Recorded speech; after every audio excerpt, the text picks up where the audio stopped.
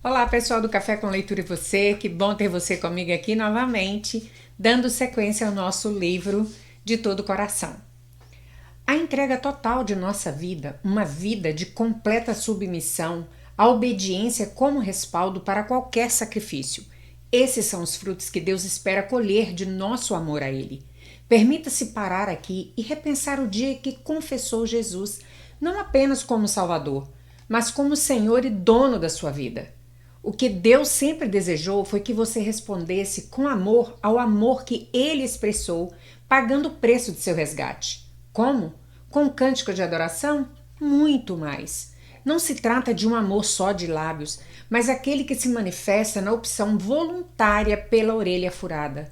Não subestime o significado dessas verdades. O servo que o Senhor deseja chamar de propriedade particular é um escravo por amor, estabelecido sobre duas fortes prerrogativas: renúncia à liberdade e compromisso com uma vida de obediência. Sua confissão de fé em Cristo não significa menos. Se você não percebeu antes, tudo bem. Apenas não se permita prosseguir dono de si. Capítulo 4. Dívida de gratidão. Nós o amamos por nenhuma outra razão a não ser que ele nos amou primeiro. O nosso amor por ele é a pura consequência do seu amor por nós. Escreveu Charles Spurgeon. Em 1993, vivi uma experiência marcante em Itajaí, Santa Catarina, após ministrar em um encontro de igrejas. Fui à praia com alguns irmãos. Estava no mar em uma região rasa quando ouvi alguém gritando por ajuda. O pedido de socorro vinha de um lugar mais profundo, de onde nosso grupo acabara de sair por conselho de um dos irmãos que era morador local. Ele alertara que, com a maré do jeito que estava, poderíamos enfrentar dificuldade para deixar aquele ponto. A praia estava sinalizada com bandeiras vermelhas indicando risco de ressaca. Prontamente nadei em direção ao rapaz e predispus a ajudá-lo a sair da água, enquanto os outros irmãos foram chamar os salva-vidas. Com muito esforço, consegui trazê-lo até metade do caminho. Foi o suficiente para que os bombeiros chegassem e retirassem tanto o rapaz como também a mim. Àquela altura eu já estava completamente exausto. Ao sair do mar, joguei-me na areia para recobrar o fôlego e as forças. Ainda deitado, vi os amigos do rapaz que eu ajudara a salvar trazendo o carregado. Posicionaram o homem à minha frente dizendo: "Agradeça a pessoa que salvou você."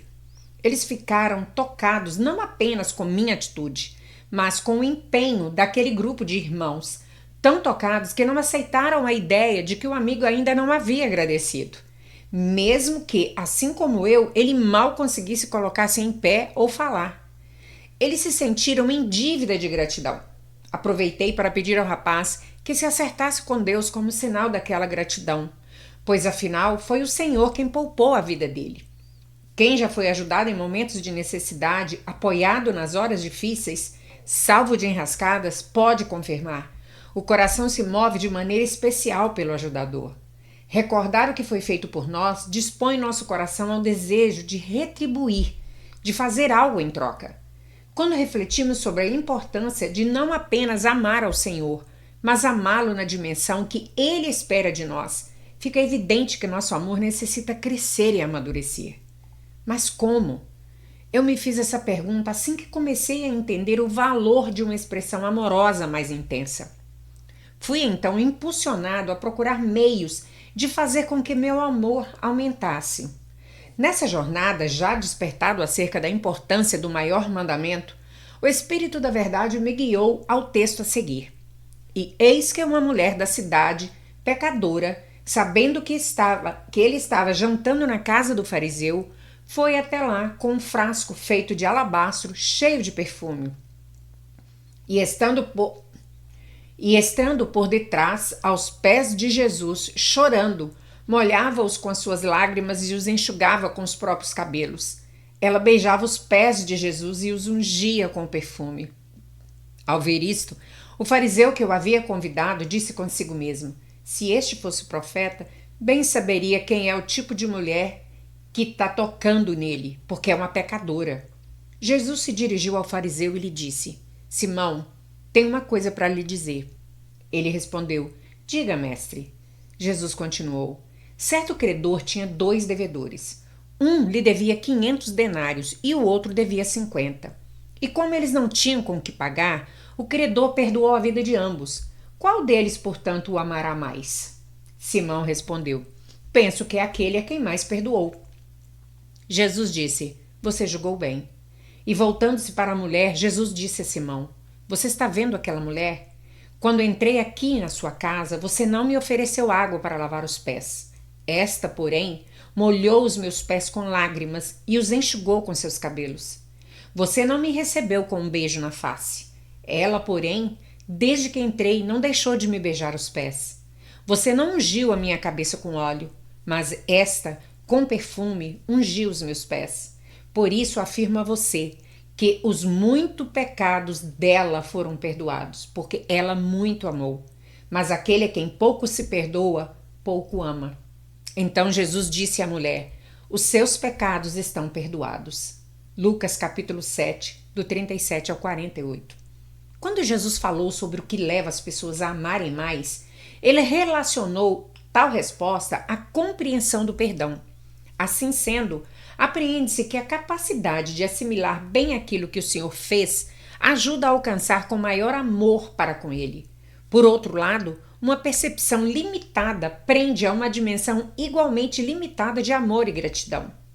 O texto não apenas refere-se à dívida de gratidão, mas a ela como um poderoso princípio a ser seguido, por conselho do próprio Cristo.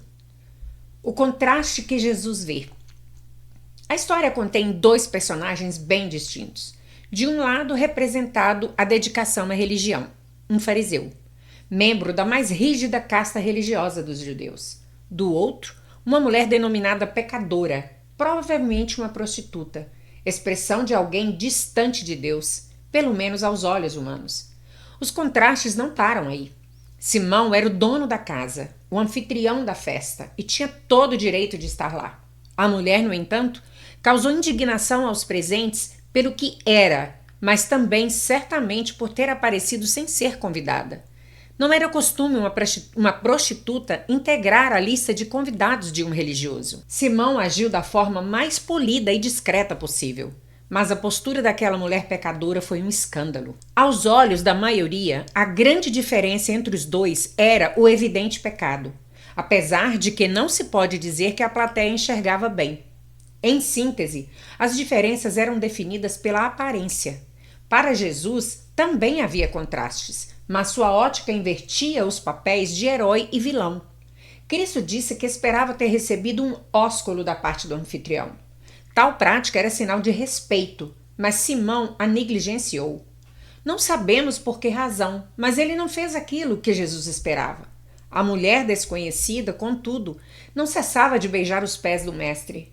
Simão não lavou os pés de Jesus nem mandou que um de seus servos os lavasse.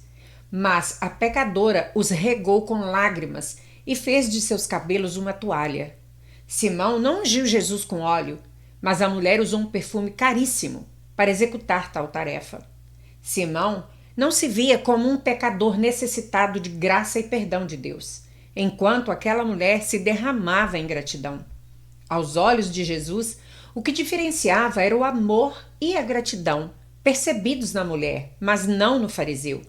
Esse contraste visto por Jesus, não baseado em aparência, afrontava a diferenciação feita pelos homens, tanto que as acusações contra aquela mulher foram completamente removidas pelo perdão de Deus, enquanto o religioso recebeu uma grave exortação.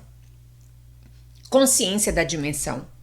Como pastor, sigo a ética convencional de evitar ser fiador, pois a reputação do ministério pode ser facilmente destruída se um mau administrador usar meu nome indevidamente sem que eu nada possa fazer a respeito. Recordo-me, no entanto, de uma vez em que avalizei um amigo e discípulo muito querido. O valor era muito alto para minha condição financeira.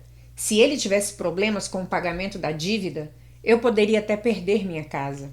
Ainda assim, minha esposa e eu fizemos por ele o que não faríamos por quase ninguém, por uma única razão: dívida de gratidão.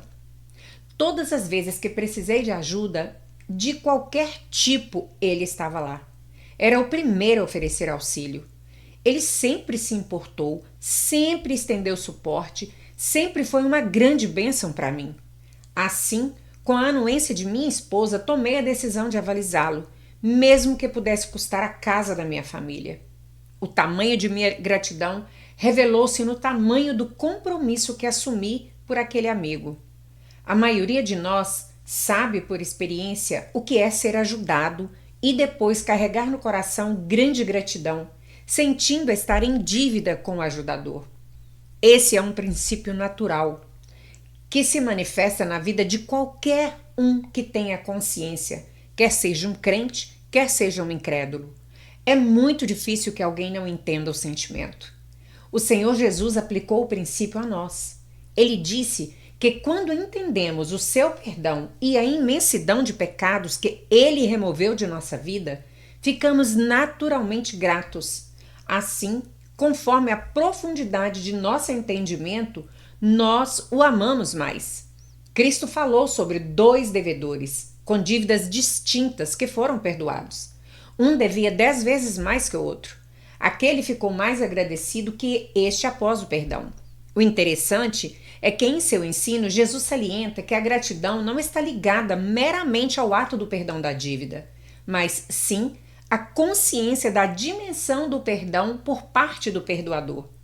Ambos receberam perdão, mas o que ficou mais grato foi o que devia em quantidade maior, ou melhor, o que tinha noção de quão afundado estava. Note que a questão que o Senhor desejou ressaltar não era apenas numérica, mas também tratava da consciência daqueles devedores. Isso fica muito claro na afirmação à mulher pecadora. Por isso afirmo a você que os muitos pecados dela foram perdoados, porque ela muito amou. Mas aquele a quem pouco se perdoa, pouco ama. Lucas 7,47. Lembre-se, o pecado dela não era necessariamente maior que o do religioso, mas o entendimento que ela tinha de seus próprios pecados é que era bem mais amplo. Ela enxergava o tamanho do livramento e, por ver-se em dívida, fez o que estava ao seu alcance para retribuir. Já o religioso nem sequer foi capaz de cumprir regras de etiqueta em favor do Salvador. Ficamos por aqui, por hoje é só. Peço a você que ainda não está inscrito no nosso canal, por favor, faça-o agora. Clica no sininho para você ser notificado toda vez que a gente subir um capítulo novo do livro que estivermos lendo e, se for possível, compartilhe esse vídeo com alguém. Nos vemos no próximo capítulo. Até mais!